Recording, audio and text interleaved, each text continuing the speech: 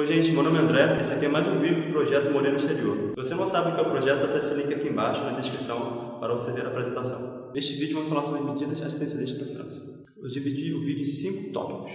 O primeiro é a CAF, que é esta alocação familiar. É um órgão nacional encarregado de dar ajudas financeiras de caráter social ou familiar às pessoas e também subvenções para creches, centros de lazer, etc.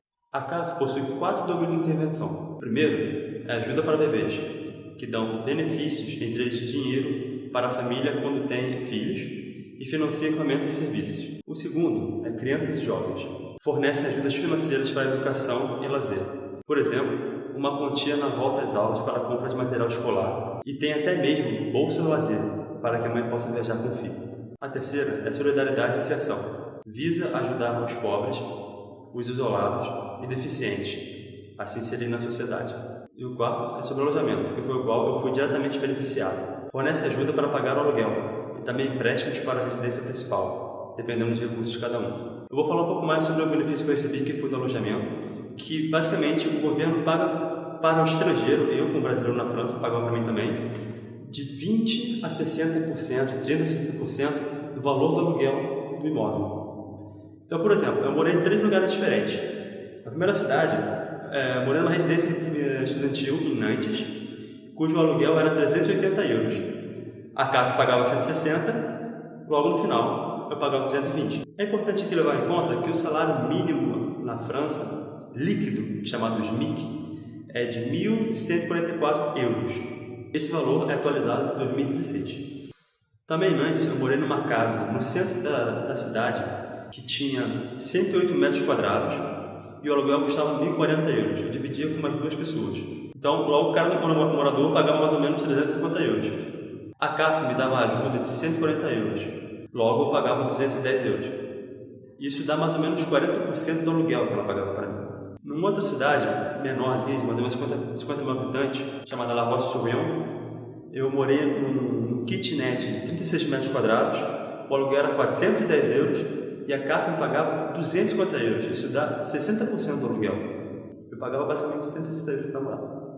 Importante dizer que todos os dados desse vídeo eu vou colocar aqui embaixo na descrição. O segundo tópico que eu vou falar agora é sobre a HLM, Habitation à Loyer Modéré. São o quê? São casas, apartamentos financiados pelo governo, onde o aluguel é bem reduzido.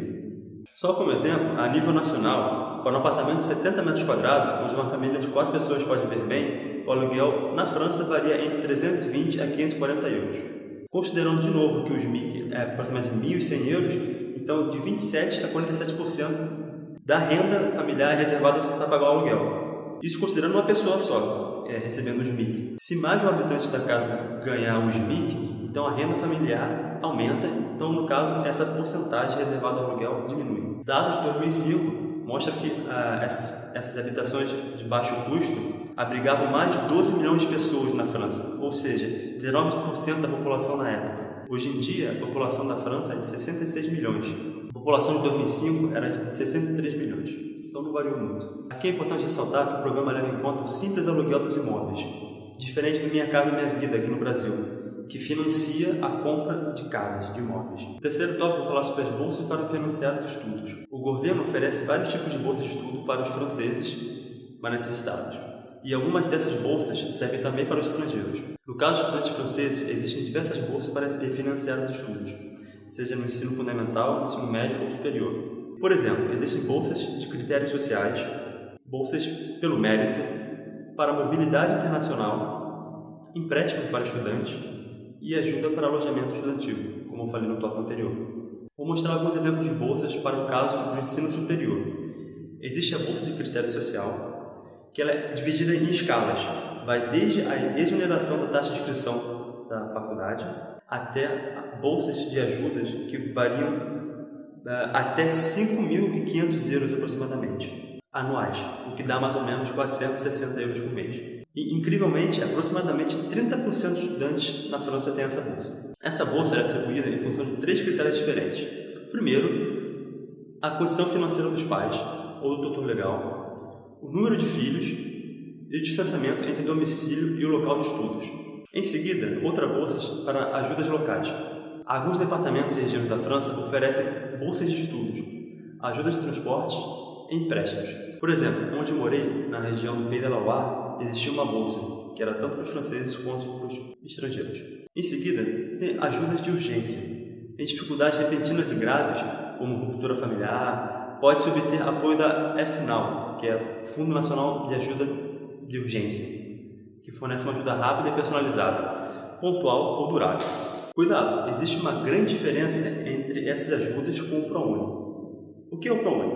É o programa do Ministério da Educação, criado pelo governo federal em 2004, que oferece as bolsas de estudos integrais e parciais, 50%, em instituições privadas de educação superior. Isso quer dizer, ele só paga a mensalidade de universidade particular. Na França, as universidades e faculdades, chamadas de faculté, em geral são públicas e todos têm acesso. Isso quer dizer que o cara se formou no ensino médio, ele pode chegar na faculdade lá e se inscrever, que ele tem um direito àquela vaga. Não precisa fazer prova. Entretanto, por todos terem acesso à faculté, à faculdade na França, o valor do diploma é menor. É menor do que, por exemplo, uma grande escola, uma grande école, que são as escolas de engenharia. No quarto tópico, vamos falar sobre o seguro-desemprego. Na França, chamada de allocation chômage, pode durar até 2 anos, ganhando mais ou menos 50% do seu último salário, o que é bem criticado por alguns franceses, que dizem que na França é melhor não trabalhar do que trabalhar, visto que quem não trabalha recebe salário, quem trabalha é sobrecarregado de impostos. Agora, as condições exigidas para ter um seguro-desemprego. Primeiro, só se for despedido. Segundo, estar apto fisicamente a exercer o emprego. Terceiro, deve estar inscrito na organização governamental Polo de Emprego, que ajuda os empregados na busca por empregos. Quarta condição, a pessoa deve estar constantemente em busca de emprego. O filme Intocáveis retrata bem essa cena, em que um dos atores principais busca por emprego e diz que, se for rejeitado, tanto faz, apenas assina aí um documento para mim, para poder continuar recebendo esse seguro-desemprego. Então, isso realmente é bem criticado por alguns franceses. Segunda condição, o candidato deve morar na França, o que nem sempre acontece, mas, enfim, isso pode comentar em outro vídeo, se vocês quiserem. Sexta condição, deve ter a idade menor que a idade de aposentadoria. Agora vamos falar sobre a duração dessa indenização. Para pessoas com menos de 50 anos de idade, a duração da indenização é de no mínimo 4 meses até no máximo 2 anos. A partir dos 50 anos de idade, é parecido com o caso anterior, só que pode durar até 3 anos. Agora sobre o valor da indenização. É o maior valor entre 57% do seu salário bruto anterior ou 40% do salário bruto anterior, mais um montante fixo definido pelo governo. Ou seja, por exemplo, se você ganha R$6.000 por mês e perde seu emprego do nada, você ganhará pelo menos R$3.400 de indenização por, no mínimo, 4 meses para procurar seu novo emprego.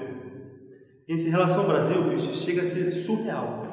No Brasil, temos a indenização que varia entre R$880 até R$1.500, mais ou menos, mensais, durante um período de, no máximo, 3 a 5 meses.